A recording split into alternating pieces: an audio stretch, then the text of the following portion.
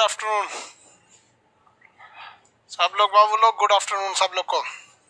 इससे पहले वाले क्लास में हम आपको सूरज के बारे में बता दिए थे, सोलर स्पॉट वगैरह सब बता दिए थे। आगे समझा देते हैं।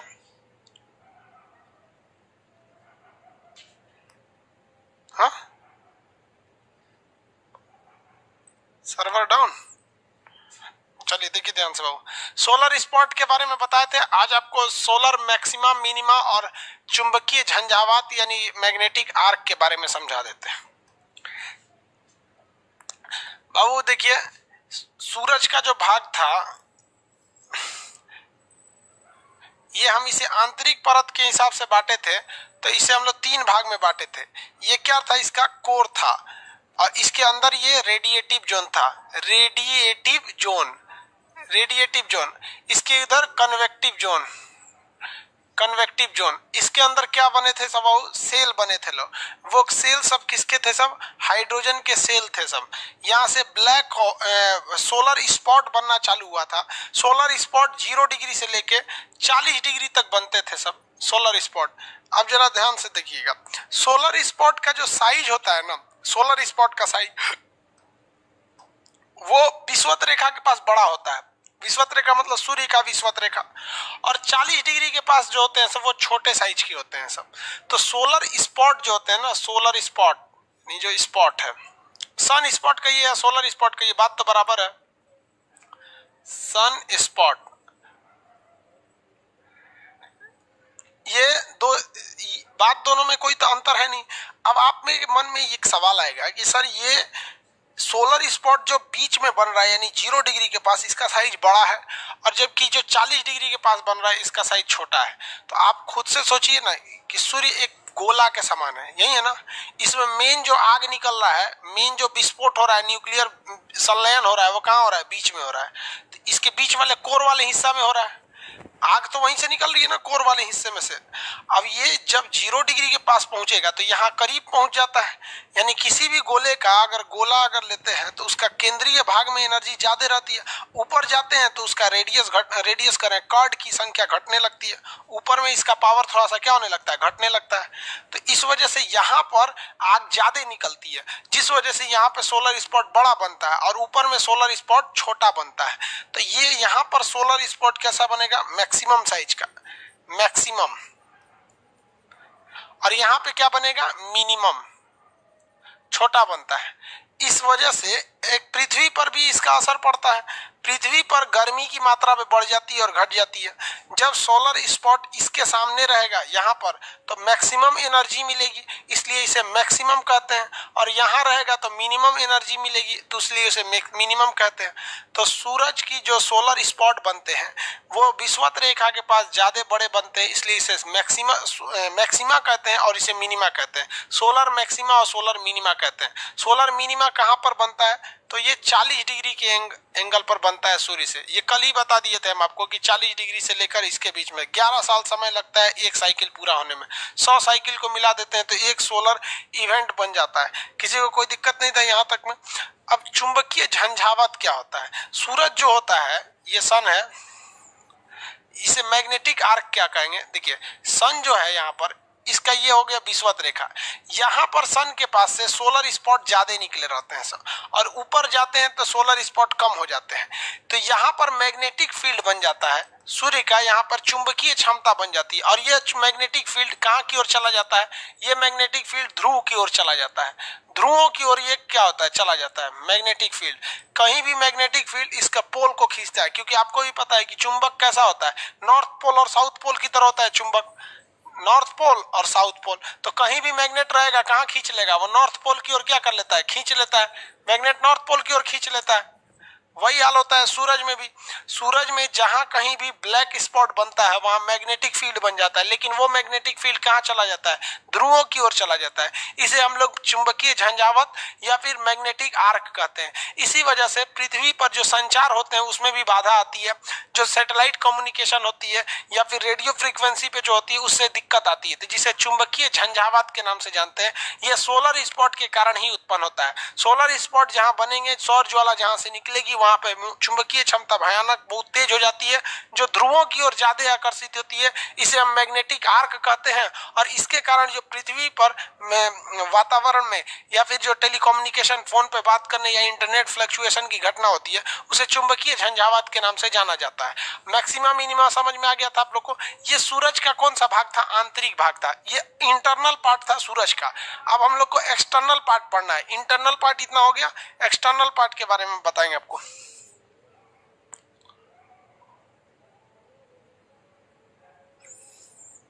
समझ में आ रहा है कि नहीं आ रहा? किसी को कोई दिक्कत नहीं है?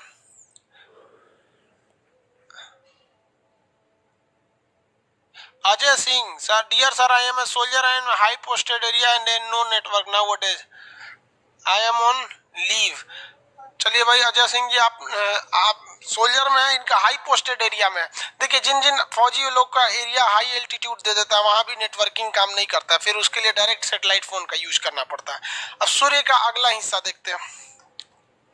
देखिए सूर्य को तो हम लोग अंदर से पढ़ लिए। अंदर से अगर सूर्य को देखेंगे तो इसकी 3 परत मिलेगी। ये वाला हो जाएगा कोर, उसके बाद रेडिएटिव और उसका कन्वेंशन जोन, मतलब संवहन मंडल। अब सूर्य का हम लोग बाहर से परत देखते हैं कि बाहर से देखने पे कैसा लगेगा। सूर्य बाहर से, ये तो हम अंदर घुस के उसको पढ़ा दिए थे, बाहर कैसा दिखेगा? तो सूर्य बाहर से ऐसे ही ना दिखता है जी, इस शेप में दिखाई देता है सूर्य। तो सूर्य का जो दिखाई पड़ने वाला भाग है इसे हम लोग कहते हैं फोटोस्फीयर। ये क्या हो गया? फोटोस्फीयर। तो सूर्य जो दिखता है उसे क्या कहते हैं? फोटोस्फीयर के नाम से जानते हैं। इस फोटोस्फीयर की जो बाहरी परत होती है, इस फोटोस्फीयर की ये बाहरी परत, इसे कहते हैं क्रोमोस्फीयर। ये हो गया आपका क्रोमोस्फीयर। किसी को दिक्कत? ये लाल वाला क्या है? फोटोस्फीयर। तो सूर्य का दिखने वाला भाग फोटोस्फीयर कहते हैं, जिसका टेम्परेचर 6000 डिग्री सेल्सियस होता है। लेकिन इसकी बाहरी दीवारों को हम वर्णमंडल या क्रोमोस्फीयर कहते हैं, जिसका टेम्परेचर 32000 डिग्री सेल्सियस होता है। 2 ही पार्ट होते हैं मेन सूर्य के। लेकिन सूर्य में यहाँ इतनी ज्यादा चमक होती है कि इसके अगल बगल का एरिया दिखाई नहीं देता है। सूरज की ओर देखिएगा तो अगल बगल का एरिया ही नहीं दिखता है। तो सूर्य की जो बाहरी लपटें होती हैं, उन लपटों को हम लोग कहते हैं कोरोना। काला से बना देते हैं, कोरोना। सूर्य की बाहरी जितनी लपटें होती है ना, इन लपटों को हम लोग क्या कहते हैं? कोरोना कहते हैं। ये लपट बन जाती है इसे। ये हो गया आपका कोरोना। ये बीमारी वाला कोरोना नहीं, ये बाहर वाला कोरोना है। ये कोरोना। कोरोना को हम लोग सूरज का मुकुट कहते हैं। अब कोई भी भगवान का जो मुकुट होता है, तो मुकुट क्या सरवा में थोड़ी रहता है, सर के बाहर में इसे होता है मुकुट। तो देखिए ना, ये भी तो एक तरह का मुकुट की तरह होता है। तो सूर्य की बाहरी लपटों को हम क्या कहते हैं? कोरोना कहते हैं। जबकि ये जो ब्लू वाला पार्ट है, ये ब्लू वाला पार्ट, इसे क्या कहते हैं? क्रोमोस्फीयर। क्रोमोस्फीयर। और ये जो रेड वाला पोर्शन है, ये रेड वाला पोर्शन जो सरफेस एरिया दिख रहा है, इसे क्या कहते हैं? फोटोस्फीयर। फोटोस्फीयर। फोटोस्फीयर। हिंदी में क्या कहेंगे? देखिए, कोरोना को कहते हैं किरीट। कोरोना को क्या कहते हैं? किरीट। और इसके जो ये आपका क्रोमोस्फीयर को कहते हैं वर्णमंडल। और अंदर वाला भाग जो, ये अंदर थोड़ी है भाई, अंदर वाला भाग तो वहां बताए थे, अंदर वाला भाग में, यहाँ पे अंदर ऐसे अंदर वाला भाग दूसरा होता है, वो तो अलग टॉपिक में पढ़ा दिए आपको। अंदर में सबसे पहले क्या था? कोर, उसके बाद रेडिएटिव जोन, उसके बाद कन्वेक्टिव जोन। ये तो अंदर से दिख रहा था ना, ऑपरेशन करके दिखेगा यहाँ पर, वो अंदर वाला था। ये बाहर वाले में हमें लाल रंग का सूरज दिखता है, जिसे हम फोटोस्फीयर, फोटो को कहते हैं प्रकाश, स्फीयर को कहते हैं मंडल, प्रकाश मंडल। ये कई बार क्वेश्चन पूछा है, सूर्य का दिखने वाला भाग क्या कहलाता है? प्रकाश मंडल कहलाता है, जिसका टेम्परेचर कितना रहता है? 6000 डिग्री सेल्सियस। 6000 degree Celsius. चलिए इसको हिंदी इंग्लिश दोनों लिख देते हैं। कोरोना जो होता है ये, इसे हम लोग सूरज का किरीट भी कहते हैं, किरीट। इसी को हम लोग क्या कहते हैं? मुकुट कहते हैं। मुकुट जो राजा वगैरह पहनते हैं, मुकुट कहते हैं कोरोना को। ये कोरोना जब भी दिखता है तो ग्रहण के समय दिखता है, जब सूर्य ग्रहण लगता है तो। और इसका टेम्परेचर बहुत ज्यादा होता है, 27 लाख डिग्री सेल्सियस हो जाता है। इसलिए कहा जाता है कि कोरोना को मत देखो वरना आंख खराब हो जाएगा। 27 लाख डिग्री सेल्सियस हो जाता है, बहुत ज्यादा टेम्परेचर हो जाता है। तो मैक्सिमम टेम्परेचर जो होता है सूर्य के जो बाहरी भाग है उसका ये होता है। और इसे इसमें देखिएगा, अंदर वाले में तो कोर का सोच रहा 15 मिलियन था, उसमें तो कम ही नहीं। बाहर बाहर वाले भाग की बात करते हैं। तो ये हो गया कोरोना। कोरोना जब भी दिखेगा तो याद रखिएगा ग्रहण के समय ही दिखता है। ग्रहण कैसे लगता है वो अलग टॉपिक है। ग्रहण के समय क्या होता है देखिए ध्यान से, जब कभी भी बाकी के पार्ट ढक लिए जाए, जैसे यहाँ देखिए आपके लिए हम ये वाला पार्ट ढक लिए हैं, सूर्य का हम प्रकाश मंडल ढक लिए हैं, अभी आपको क्या दिख रहा है, ध्यान दीजिए, तो आपको क्या दिख रहा है, अभी केवल बाहरी लपटें दिखाई दे रही हैं। तो इन्हीं को हम लोग कहते हैं कोरोना या क्रीट। ग्रहण के समय यही मुख्य रूप से दिखाई देती है, इसको नहीं देखना चाहिए क्योंकि इसका टेम्परेचर 27 लाख डिग्री सेल्सियस होता है। समझ में आ गया कि नहीं आ गया, किसी को कोई दिक्कत नहीं। लाल वाला पोर्शन क्या चीज है, वो है प्रकाश मंडल। लाल वाला पोर्शन प्रकाश मंडल है। ये रेड वाला पोर्शन कौन सा है, प्रकाश मंडल है, यही दिखता है, इसे हम लोग प्रकाश मंडल के नाम से जानते हैं। प्रकाश मंडल हो गया, प्रकाश मंडल, फोटो स्फीयर यानी प्रकाश मंडल। अब ये इसका टेम्परेचर लगभग 32,000 डिग्री सेल्सियस होता है, इसका भी टेम्परेचर ज्यादा होता है। ये हो गया 32,000 नहीं होता है, इसका 6,000 डिग्री सेल्सियस होता है, 6,000 डिग्री सेल्सियस। और इसकी लपटें जो होती हैं यहाँ तक छोटी लपटें, इसे क्रोमोस्फीयर यानी वर्णमंडल कहते हैं। वर्णमंडल, इसका टेम्परेचर जो होता है ये 32,000 डिग्री होता है, 32,000 डिग्री। तो सबसे कम टेम्परेचर जो इसका दिखाई पड़ने वाला भाग है उससे सटा हुआ भाग क्रोमोस्फीयर, लपटों को क्या कोरोना हो गया। यहाँ पर 3 पार्ट होते हैं, तीनों पार्ट आराम से याद रखेंगे, बाहर से 3 पार्ट, अंदर से 3 पार्ट, 6 पार्ट हो गया सूरज का। अब सूरज में कौन कौन से तत्व पाए जाते हैं इसकी चर्चा कर लेते हैं। सूरज की तो बनावट हो गया, इसमें नाभिकीय संलयन होता है, हाइड्रोजन हीलियम में बदल जाता है। हो गया,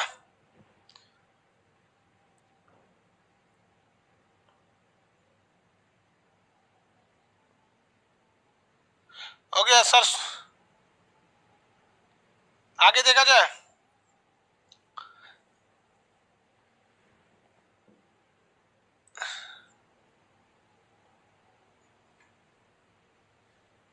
भाई आप त्रिपुरा से हैं, आपको हिंदी पढ़ने नहीं आता है, हिंदी पढ़ने नहीं आता है, हिंदी नहीं पढ़ने आता तो इंग्लिश देखिए लिखे हुए हैं यहाँ पर। त्रिपुरा वो वेस्ट साइड में, हिंदी नहीं आता है, देखिए इंग्लिश लिखे हुए हैं भाई। अब हिंदी पढ़ने भी नहीं आएगा तो उस तरह तो क्या करेंगे, तो फिर कंप्लीट इंग्लिश लिखेंगे तो यहाँ हिंदी वाले सबको बाउंस कर जाएगा, इसलिए दोनों लिख दिए यहाँ पर। अब इसके अंदर मटेरियल देखिए, आप इसके अंदर नाभिकीय संलयन, न्यूक्लियर फ्यूजन होता है, जैसे हाइड्रोजन बम में होता है, कोई एक चीज दूसरे चीज में बदल जाती है। तो इसमें नाभिकीय क्या होता है भैया, संलयन की क्रिया होती है। तो आपको बताएं संलयन, और किस अवस्था में होता है, प्लाज्मा में। हाइड्रोजन जो होता है किस में बदलता है भैया, हीलियम में। हाइड्रोजन इसका बदल जाता है हीलियम में।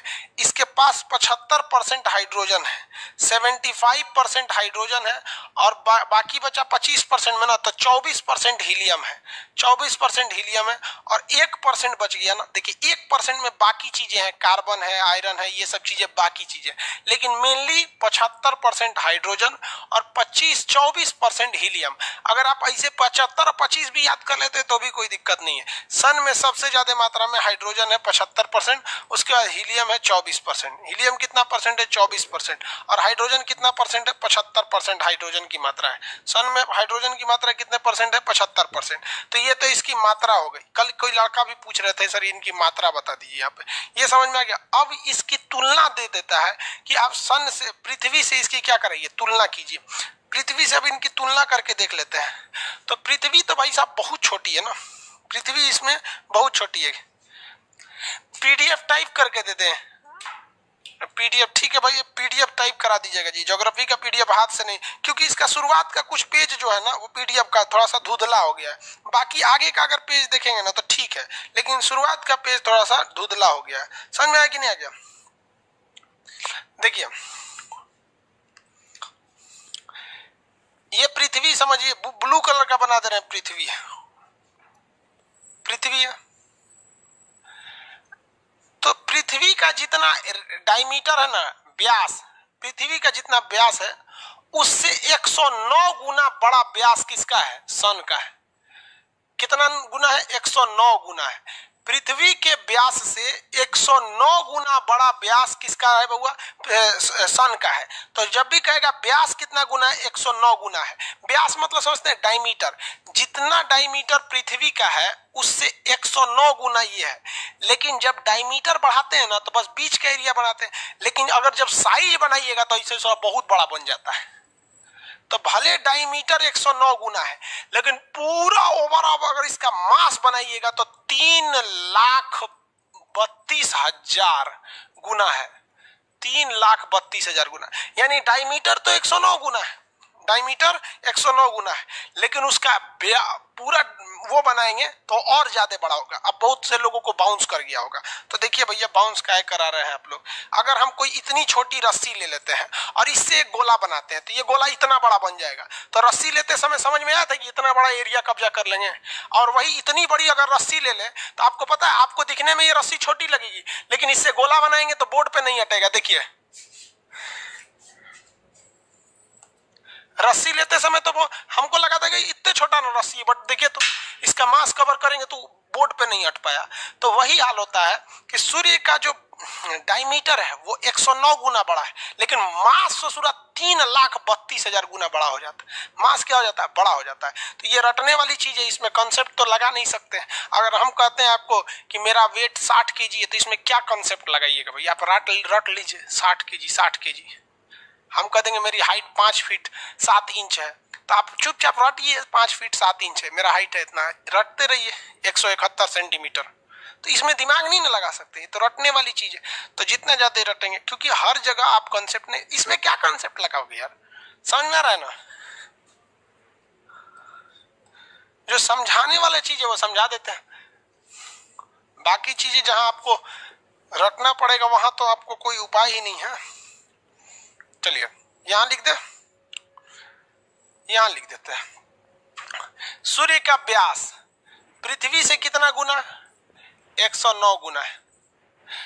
द्रव्यमान यानी मास कितना गुना है? 3,32,000 गुना। अब इसके बाद क्या पूछता है? इसका गुरुत्वाकर्षण पूछ देगा। गुरुत्वाकर्षण, गुरुत्व पूछ देगा। गुरुत्वाकर्षण या गुरुत्व की बात करेंगे तो जितना बड़ा कोई चीज रहता है ना, उसका गुरुत्वाकर्षण उतना ही ज्यादा रहता है। तो गुरुत्वाकर्षण जो होता है ना, किसी भी चीज का, बड़े चीज का गुरुत्वाकर्षण क्या रहता है? बड़ा रहता है। अब जेन्युइन है भैया, सूरज को जो है ना पृथ्वी से क्या है? बहुत बड़ा है, तो इसका गुरुत्वाकर्षण भी क्या रहेगा? पृथ्वी से बहुत ज्यादा रहता है। तो गुरुत्वाकर्षण यानी खींचने की क्षमता, तो पृथ्वी से इसकी खींचने की क्षमता 28 गुना है। कितना गुना है? 28 गुना है। 28 गुना है। जितना तेज पृथ्वी खींचती है ना किसी चीज को, उससे ज्यादा तगड़ा खींच लेता है आपका कौन सा चीज? सूरज खींच लेता है। अगर डेंसिटी की बात करेंगे, घनत्व की, घनत्व मतलब क्या होता है? डेंसिटी, डेंसिटी, डेंसिटी पृथ्वी सूर्य की जो है ना वो 20 गुनी है। कितनी है? 20 गुनी है। 20 गुना। अब इसमें दो क्वेश्चन पूछता है, आप याद रखिए, हम दोनों लिख देते, जैसा जैसा पूछता है हम यहाँ बताते जाते हैं। 20 गुना। जो पृथ्वी है ना, पृथ्वी की जो डेंसिटी है, अर्थ की जो डेंसिटी है वो लगभग 5 है। तो इसका 20 गुना करिएगा तो सन का कितना आ जाएगा? 100 है। तो दोनों क्वेश्चन पूछता है कि सन का घनत्व है कितना? तो सन का घनत्व है 100 ग्राम पर सेंटीमीटर क्यूब, मतलब कितना घना है। जबकि पृथ्वी से तुलना करा के पूछता है तब 20 गुना होता है। ये पूछता नहीं है यहाँ पे, दो ही चीज पूछते हैं सर यहाँ पर, देखिएगा ये एग्जाम में यही पूछता है, डेंसिटी नहीं पूछता है। डेंसिटी पूछेगा तो फिर सन अलग से भले इसका पूछ देगा। डेंसिटी मतलब क्या होता है? घनत्व, तो कितना ज्यादा घना है। तो सूर्य तो बहुत ज्यादा घना है, 20 गुना होता है। इस पे कितनी एनर्जी निकलती है? 10 के पावर 26 जूल। पूरी जगह पे 10 के पावर 26 जूल इससे क्या निकलती है? एनर्जी निकलती है। 10 के पावर 26 जूल एनर्जी प्रति सेकंड निकलती है। सूर्य से निकलने वाली ऊर्जा 10 के पावर 26 जूल एनर्जी पर सेकंड निकलती है। एनर्जी।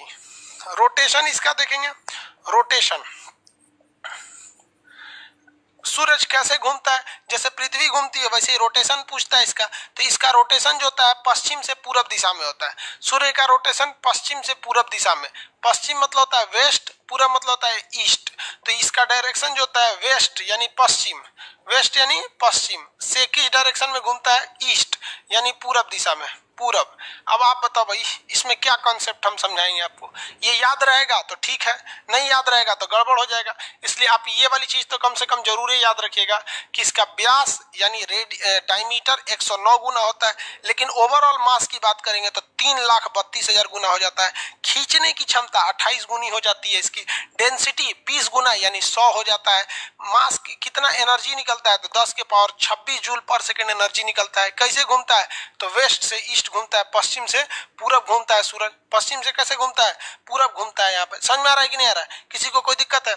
लेकिन यहाँ एक अजीब सा कॉन्सेप्ट है, उसे समझिएगा। सूरज क्या ठोस अवस्था में है? जिस तरह से हम पृथ्वी पर चलते हैं ऐसे सूरज पे चल पाएंगे? सपोज कि हम एक कोई कपड़ा पहन लिए और वो कपड़ा टेम्परेचर बर्दाश्त कर लेगा, सूरज का टेम्परेचर बर्दाश्त कर लेगा, तो हम सूरज पर अगर लैंडिंग कर दें तो उस पर चल पाएंगे? बताइए, तो सूरज पे चल पाएंगे कि नहीं?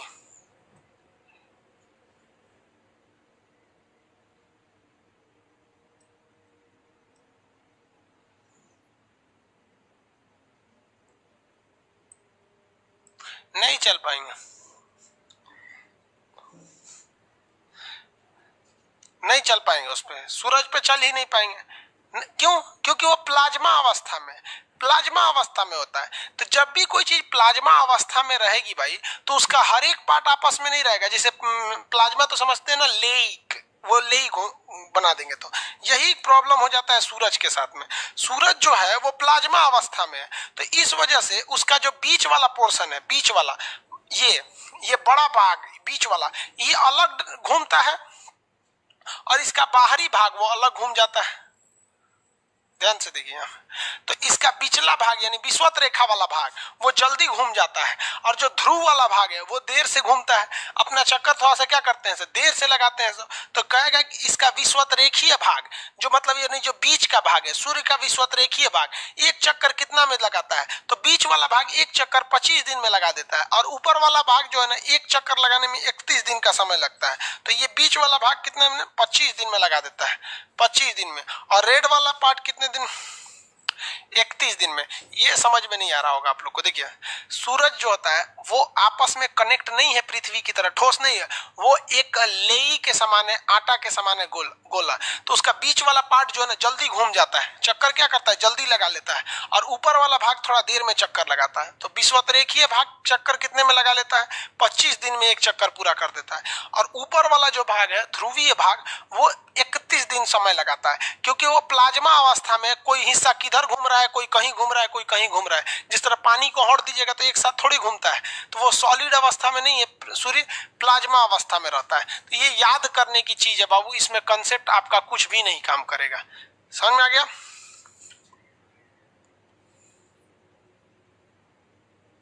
किसी को कोई दिक्कत है? आगे बढ़ जाए। सन बहुत बड़ा पार्ट हो जाता है बाबू।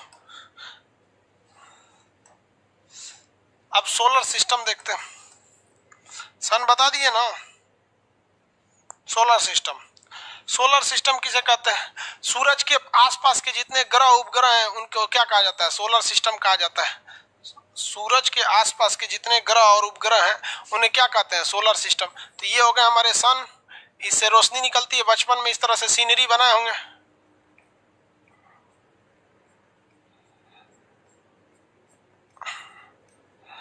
इस टाइप की सीनरी बनाए थे ना। ले क्या हो गया जी, ये क्या नीला रंग का कैसे आ गया? कुछ दबाए तो नीला हो गया। ये हो गया सूर्य। सूर्य के बारे में बता दिए। सूरज क्या है? एक तारा है। अब ग्रहों के बारे में कहते हैं, ग्रह किसे कहा जाता है? तो देखिए, ग्रह उसे कहते हैं जिसके पास अपना कोई हीट यानी अपनी कोई उष्मा और अपना कोई लाइट नहीं होता है। तो वैसा टेरेस्ट्रियल बॉडी, वैसा पिंड जिसके पास अपना कोई अपना ना कोई हीट है। देखिए, सूरज के लिए 3 चीजें, ये ग्रह की परिभाषा बता रहे हैं। ग्रह को इंग्लिश में क्या कहते हैं? प्लैनेट। प्लैनेट, इनके पास अपनी कोई हीट नहीं होती है, अपनी कोई लाइट नहीं होती है, दोनों नहीं होता है। तो भाई जिस मार्कर से हम लिख रहे हैं इसके पास भी कोई हीट नहीं है और ना इसके पास कोई लाइट है, तो मेरा मार्कर वो ग्रह हो गया। नहीं हो जाएगा? एक तो और कोई ना कोई परिभाषा रखिएगा ना जिसपे ये नहीं, तो ये ग्रह हो जाएगा। ये देखो भाई, ये जो थरिया कटोरा है, इसके पास भी ना अपना लाइट है ना अपना कोई हीट है इसके पास। तो ना ये हीट दे रहा है ना ये लाइट दे रहा है, तो इसको भी ग्रह मान दे, थरिया कटोरा सब ग्रह हो जाए। ऐसा नहीं है भाई। देखिए, और दूसरा क्या है कि ये किसी न किसी तारा का चक्कर लगाएगा। तारा का क्या करेगा? चक्कर लगाएगा। सूरज भी क्या है? एक तारा है। सूरज क्या है? एक तारा है, हमारा सबसे निकटतम तारा है। तो ये चक्कर लगाएंगे। तो हम, मेरा मार्कर ग्रह है, देखिए पहला दूसरा से तो लग रहा था ग्रह है, क्योंकि हीट भी नहीं है, लाइट भी नहीं है, लेकिन ये किसी तारे का चक्कर नहीं लगाता, चुपचाप छोड़ दीजिए, चक्कर नहीं लगा रहा। तो वैसे आकाशीय पिंड जो 3 नियमों का पालन करते हैं, हम उसे ग्रह बोल सकते हैं, जिनके पास अपना हाइट, अपना क्या हो, हीट हो, ना हीट हो, न लाइट हो, न तारे और तारे का क्या करे, चक्कर लगाए। यहाँ तारा से मतलब किस चीज से, सन से। तारा ब्रैकेट में क्या लिख देते हैं, सूर्य लिख दे। एक और शर्त है, का चक्कर लगा रहा, चक्कर लगा रहा, क्या चक्कर लगा। दूसरा शर्त, आकार में बड़ा हो। आकार क्या होना चाहिए, बड़ा होना चाहिए। बड़ा किससे बड़ा होना चाहिए ये आगे बताएंगे। एक होता, जैसे हम कहते हैं बड़ा होना चाहिए, तो भाई कितना बड़ा होना चाहिए। अगर मान लीजिए हमसे कहिएगा हम बड़े हैं, लेकिन हमारे बगल में खली को लग दीजिए तो छोटे हो जाएंगे हम। तो आकार भी क्या होना चाहिए, बड़ा होना चाहिए। एक दूसरे में किसी के पाथ यानी ऑर्बिट को काटना नहीं चाहिए। ऑर्बिट मतलब समझते हैं, अरे ऑर्बिट, ऑर्बिट हिंदी में कहते हैं कक्षा। किसी दूसरे की कक्षा को न काटे, मतलब ये नहीं कि जिस रास्ते पे कोई दूसरा घूम रहा है उसी में वो भी घूमने लगे, कटा जाएगा। तो ये बेसिकली ये 3 चीजें हैं। प्लूटो को क्यों निकाल दिया गया, साइज में छोटा था, आकार बड़ा होना चाहिए, और दूसरे की कक्षा को, नेपच्यून की कक्षा को काट दे रहा था, भगा दिया गया, भाग तुम ग्रह नहीं है। तो अभी भी वही है, आगे समझाएंगे ग्रह नहीं है तो गया कहाँ पे। तो ये कई नियम है, लेकिन आपको यही जरूरी है, हीट नहीं है, लाइट नहीं है। अब वो हीट और लाइट के लिए किस पर डिपेंडेंट है, तारा पर। अब आप बताइए ना, वो तारवा का चक्कर क्यों लगा रहा है, क्योंकि तारा उसी के कहते हैं जिसके पास अपनी हीट होती है और अपना लाइट होता है। अब ये चक्कर इसीलिए लगा रहा है उस तारे का, ताकि उसको हीट और लाइट मिल जाए। आप किसी का चक्कर क्यों लगाते हैं, कुछ ना कुछ जरूरत रहता है, तभी ना किसी का पीछा करते हैं, चक्कर लगाते हैं। तो वही काम करता है ग्रह। तो ग्रहों की संख्या पहले 9 थी, अभी ग्रहों की संख्या 8 हो गई है। प्लूटो को निकाल दिया गया क्योंकि छोटे थे। तो कई ग्रह हैं जो इलिप्टिकल पाथ पर घूमते हैं। तो हम यहाँ ग्रहों को बताना चालू करते हैं। सबसे पहला जो प्लेनेट आता है उसे हम लोग कहते हैं बुध। सबसे पहला जो आता है उसे क्या कहते हैं, बुध। बुध को क्या कहा जाता है, मरकरी। उसके बाद आता है वीनस। मरकरी के बाद क्या आता है, वीनस। वीनस के बाद क्या आता है, अर्थ। अर्थ के बाद आपका आता है मार्स। अर्थ के बाद मार्स आता है। क्या आते हैं सब, मार्स आते हैं। किसी को कोई दिक्कत नहीं है। Mercury, Venus, Earth, Mars. Mercury, Venus, अर्थ और मार्स, ये प्लेनेट आते हैं सर। सबसे करीब में कौन है, मरकरी है। सबसे करीब में मरकरी यानी बुध है। उसके बाद कौन सा भैया, वीनस है। मरकरी के बाद वीनस है। वीनस के बाद हमारा नीला ग्रह का नाम है पृथ्वी है। और पृथ्वी के बाद भैया मंगल है। मंगल को क्या कहते हैं, लाल ग्रह कहते हैं। मंगल को लाल ग्रह कहते हैं। इसके बाद ना बहुत सारे टुकड़े फीके हैं सब। जो ब्लास्ट हुआ था, ये सौर, ये तो बिग बैंग का सिद्धांत यहाँ थोड़ी लगेगा। यहाँ तो द्वि तारा का सिद्धांत लगेगा। दो तारा में से एगो ब्लैक होल बन गया था, एगो ब्लास्ट कर गया था। सूरज वहां था, तो जो ब्लास्ट किया था तो उसके कई टुकड़े यहाँ पर हैं। इन टुकड़ों को हम लोग क्षुद्र ग्रह कहते हैं, एस्टेरॉइड। इन टुकड़ों को क्या कहते हैं, एस्टेरॉइड, क्षुद्र ग्रह। क्या कहेंगे, क्षुद्र ग्रह।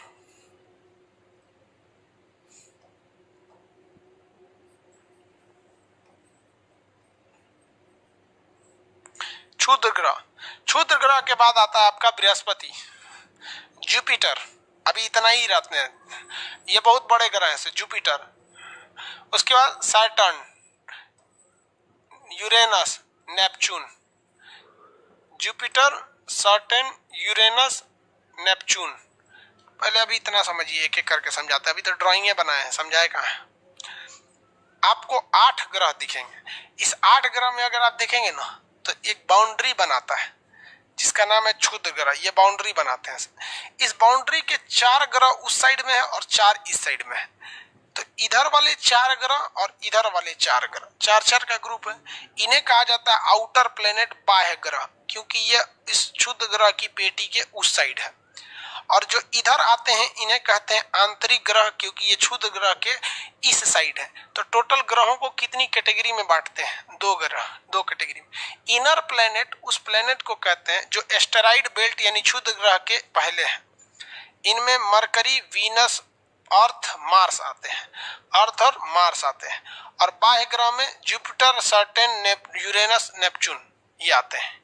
हिंदी में भी बताएंगे, अभी यहाँ समझिए। ग्रहों को कितनी कैटेगरी में बांटे, 2 कैटेगरी में। आंतरिक ग्रहों की संख्या भी 4 है और बाह्य ग्रहों की संख्या भी 4 है। आंतरिक ग्रहों में एक खासियत है कि इनका साइज छोटा होता है। इनका साइज कैसा होता है? छोटा होता है। और बाह्य ग्रहों की खासियत क्या है? इनका साइज बहुत बड़ा होता है। इनका ग्रह बहुत, सबसे बड़ा का जुपिटर है, सैटर्न है, यूरेनस है, नेपच्यून है। चारों लाइन से बड़े हैं, 1 2 3 4 सब लाइनें से बड़े हैं। उसके बाद इन 100 का नंबर आता है। समझ में आ गया? आंतरिक ग्रह का साइज छोटा होता है और बाह्य ग्रह का साइज बड़ा होता है। इनके पास सैटेलाइट बहुत कम होते हैं और इनके पास सैटेलाइट बहुत ज्यादा होते हैं।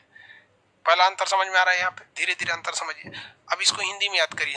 इंग्लिश वाले कैसे याद रखते हैं? सीबीएसई बोर्ड वाला देखिए, सीबीएसई बोर्ड वालों के लिए एक ट्रिक है। ट्रिक क्या है यहाँ हम बता देते हैं। ट्रिक देखिए, माई वेरी एजुकेटेड मदर, हो गया, माई very educated mother just seen us 9 planet. पहले प्लेनेट कितने थे? 9 प्लेनेट थे। तो याद रखिए एम से क्या होगा? Mercury, Venus, Earth, Mars, Jupiter, Saturn, Uranus, Neptune. हम लोग जब पढ़े थे, हम लोग जब छोटे थे तो उस समय प्लूटो को भी ग्रह कहते थे। तो प्लेनेट से याद रखे थे प्लूटो। हम लोग यहाँ पी लिखते थे, पी फॉर प्लूटो। लेकिन अब हम लोग जब जवान थे लोग ना, तो उस समय जो प्लूटो था वो ग्रह था।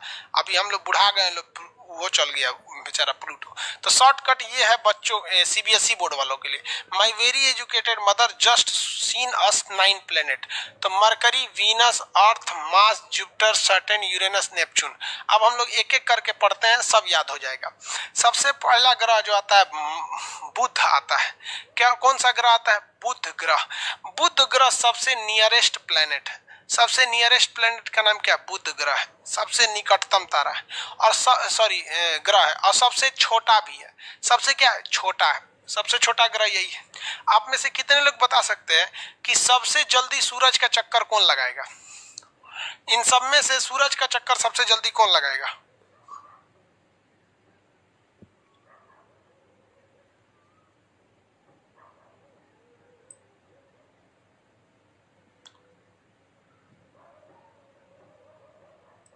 हो गया? मार्स। Very good. क्यों? क्योंकि भैया वो सूरज के पास ही है, धाए दे चक्कर लगा लेगा। तुरंत क्या करेगा? चक्कर लगा लेगा।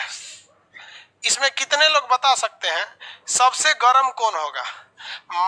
मरकरी गर्म होगा, मार्स नहीं, मरकरी। सबसे जल्दी मरकरी गर्म होगा कि वीनस गर्म होगा? सबसे ज्यादा टेम्परेचर किसका होगा? मरकरी का या वीनस का? ज्यादा टेम्परेचर किसका होगा? मरकरी या वीनस? आंसर दीजिए, मरकरी या वीनस? ज्यादा टेम्परेचर किसका? मरकरी या वीनस?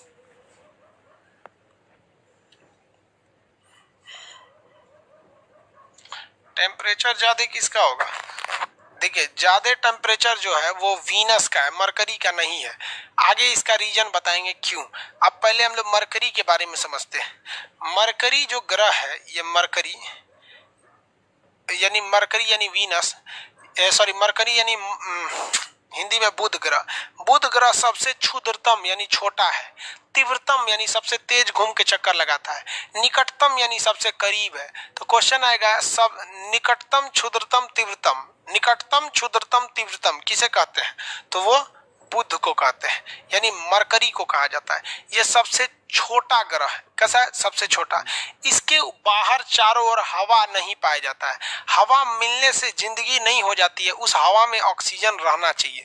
जैसे आपके आगे धुआं कर देंगे, लकड़ी उकड़ी जला देंगे, आप उसमें सांस ले पाएंगे? नहीं, क्योंकि उसमें कार्बन मोनोऑक्साइड गैस है, कार्बन डाइऑक्साइड गैस है, मीथेन गैस है, लेकिन ऑक्सीजन नहीं है। तो वायुमंडल कहने का सेंस, एटमॉस्फेयर कहने का सेंस हवा रहना चाहिए, कुछ भी रहे। जैसे हमारी वायुमंडल में कौन बार ऑक्सीजन ज्यादा है? 21% है, बाकी तो नाइट्रोजन भरा हुआ है। तो हमको बाकी हवा आए कोई दिक्कत नहीं है, लेकिन ऑक्सीजन भी आना चाहिए। तो मरकरी ससुरा यहाँ पे ना ऑक्सीजन है ना कोनो दूसर गैस है, कोनो गैस नहीं है, सब यहाँ पर कोई गैस नहीं है यहाँ पर। जिस वजह से इसका जितनी भी गर्मी आती है, उस गर्मी का ज्यादातर हिस्सा यहाँ आ जाता है, और दिन में ये बहुत ज्यादा गर्म हो जाता है और रात में ये बहुत ज्यादा ठंडा हो जाता है। क्योंकि उस गर्मी को आने को तो आ जाती है, लेकिन लौट कर जब जाती है तो बाहर में हवा रहेगी। या बादल रहेगा तब ना उस गर्मी को लौट कर जाने नहीं देगा। इसलिए दिन में तो गर्मी आ जाती है और रात में सारी गर्मी इसको छोड़कर चली जाती है। तो क्वेश्चन कहेगा कि सबसे ज्यादा टेम्परेचर में डिफरेंस देखा जाता है वो किस प्लेनेट पे देखा जाता है। तो आप देखिएगा ना, हमारे प्लेनेट अर्थ पर ज्यादा डिफरेंस नहीं देखने को मिलता है।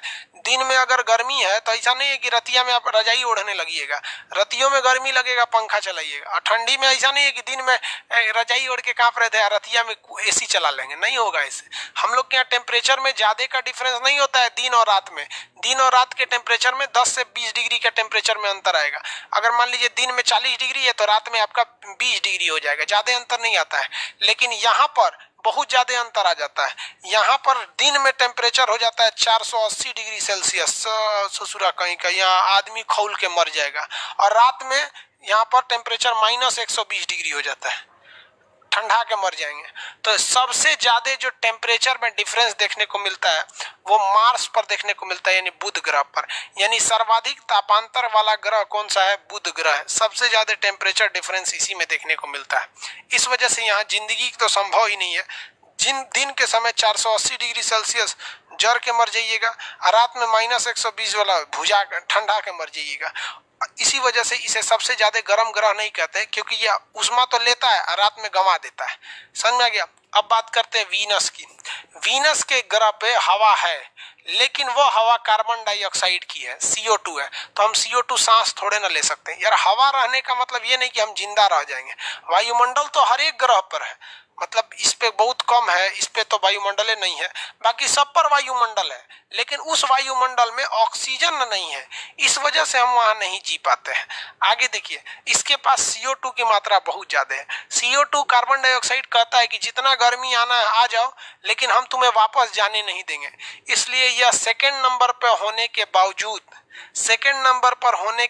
बावजूद यह सबसे ज्यादा गर्म है, क्योंकि जितनी एनर्जी आती है ऊर्जा के रूप में, उस सारी ऊर्जा को यह सोख कर रख लेता है और जाने ही नहीं देता है। ऊर्जा को सोख के रख लेता है और जाने नहीं देता है, वापस जाने नहीं देता है। अब एक बात बताइए, कोई आदमी 100 रुपया कमा रहा है और 90 रुपया खर्चा कर दिया, जैसे बुध की तरह खूब ज्यादा एनर्जी आया सब बहवा दिया, तो 100 रुपया कमा रहा है, 90 रुपया उड़ा दिया, तो बचा कितना? 10 रुपया ना।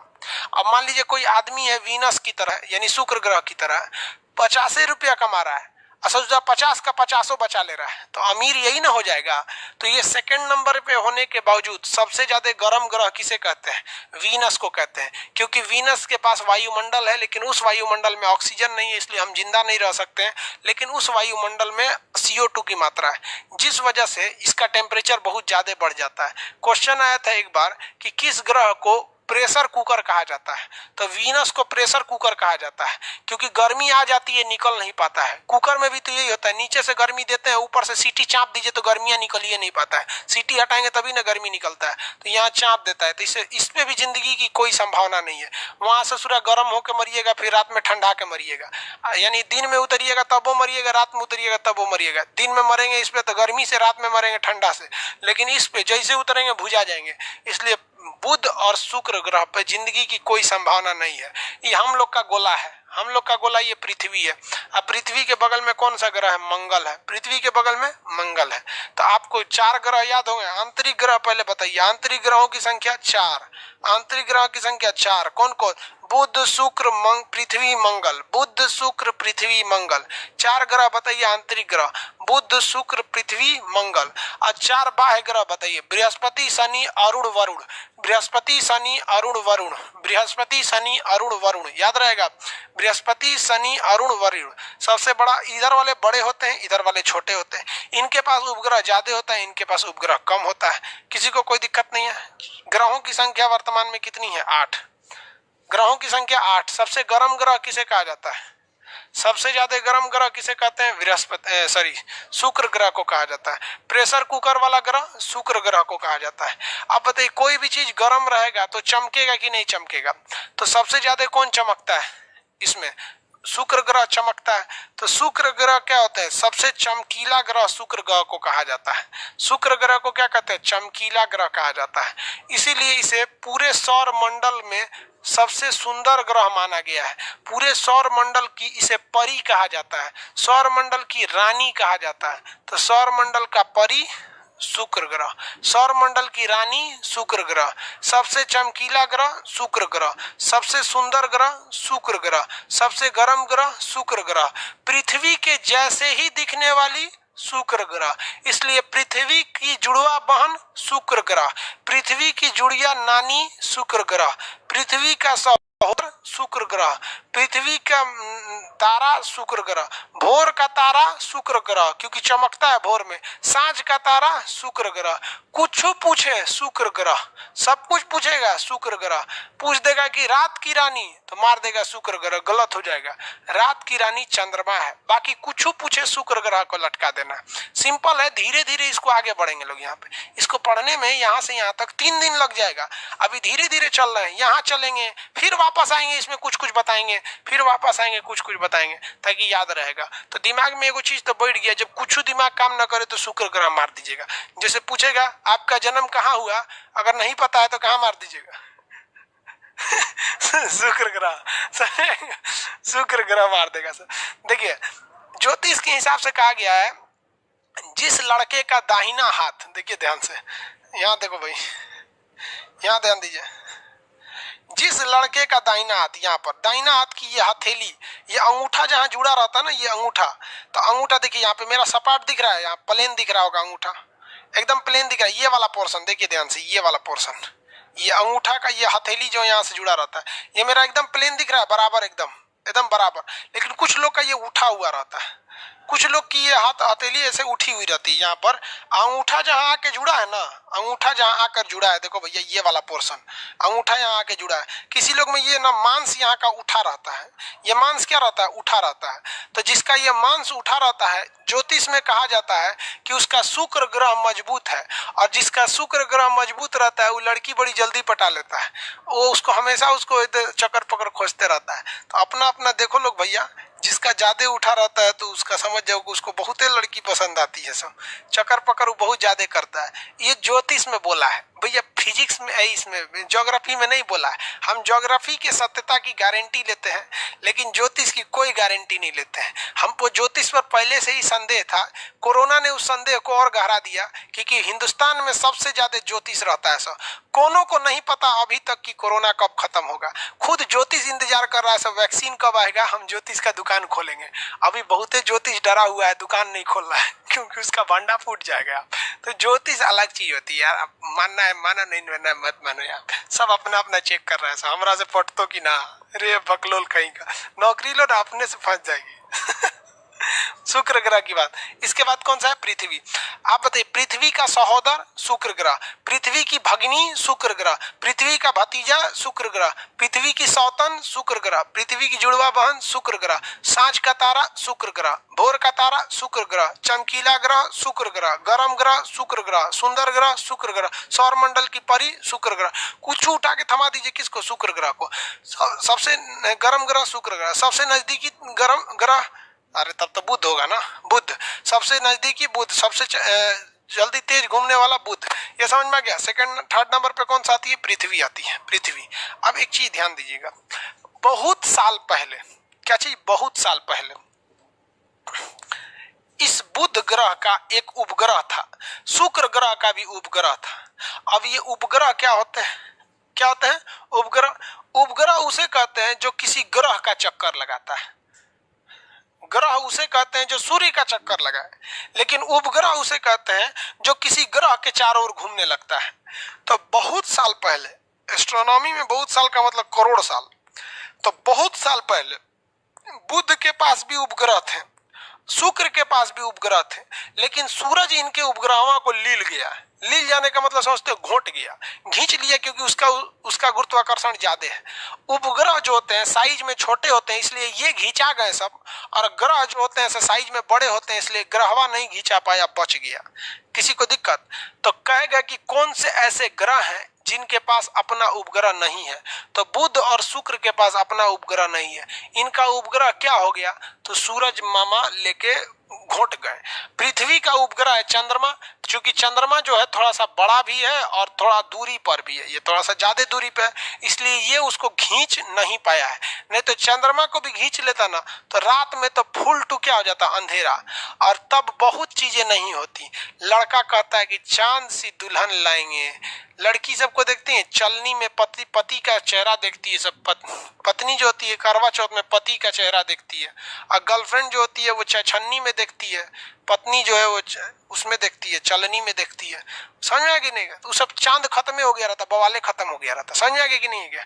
और आपको पता है हिंदू धर्म का जो कैलेंडर है वो चंद्रमा पर आधारित है, मुस्लिम धर्म का जो कैलेंडर है वो चंद्रमा पर आधारित है। जो कैलेंडर चंद्रमा पर आधारित रहते हैं उन कैलेंडरों से उनका जो त्योहार होता है वो त्योहार आगे पीछे घसक जाता है। इसलिए हिंदू का त्योहार हमेशा आगे पीछे घसक जाएगा। कभी दिवाली महीने के शुरू में हो जाएगा, कभी लास्ट में हो जाएगा, कभी होली मार्च शुरुआते में हो जाएगा, कभी लास्ट में चल जाएगा। लेकिन जो त्योहार सूर्य पर आधारित होते हैं, जो कैलेंडर सूर्य पर आधारित होते हैं वो चेंज नहीं होते हैं। ईसाइयों का कैलेंडर ग्रेगोरियन कैलेंडर है, उसी के हिसाब से आज 30 अक्टूबर है। हम हिंदू मुस्लिम सिख लोग जितने लोग हैं वो ईसाइयों के कैलेंडर को फॉलो करते हैं, जिसका महीना जनवरी फरवरी है। नहीं तो हिंदू शक संवत में चैत बैसाख जेठ आषाढ़ सावन भादव आश्विन कार्तिक अगहन पूस माघ फागुन रटते रहिए, और रज्जब का महीना रमजान मुहर्रम करते रहेंगे लोग मुस्लिम लोग। तो मुस्लिम का कैलेंडर और हिंदू का कैलेंडर चंद्रमा पर आधारित है। अगर इस चंद्रमा को सूर्य खींच ले गया रहता तो इन लोग का कैलेंडर हो चल जाता। तो इन लोग समझ में आ गया आप लोग को कौन से ऐसे ग्रह हैं जिनके पास अपना कोई सैटेलाइट यानी अपना कोई उपग्रह यानी चंद्रमा नहीं है? तो वो है बुध और शुक्र, इनके पास अपना कोई सैटेलाइट वगैरह नहीं है। इतना समझ में आ रहा है आप लोग को?